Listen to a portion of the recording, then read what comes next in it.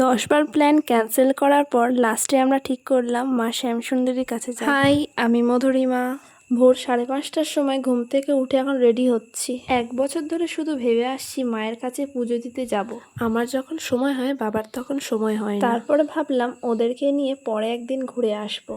এই চুড়িটা দেখতে পাচ্ছ, এটা একটা আমার কাছের বান্ধবী বানিয়ে দিয়েছে। তোমাদের সাথে কথা বলতে বলতে আমি রেডিও হয়ে গেছি। রাজপুত থেকেই আমি ওদের সঙ্গে দেখা করে নিয়েছি আর ওখান থেকেই আমরা একসঙ্গে যাচ্ছি। এখন আমরা সোনারপুরে যাচ্ছি।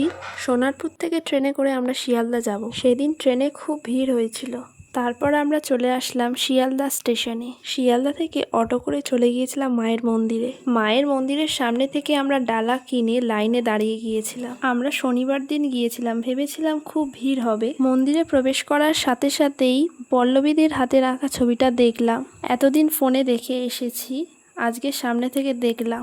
মায়ের ছবিটা তুমি খুব সুন্দর রেখেছো।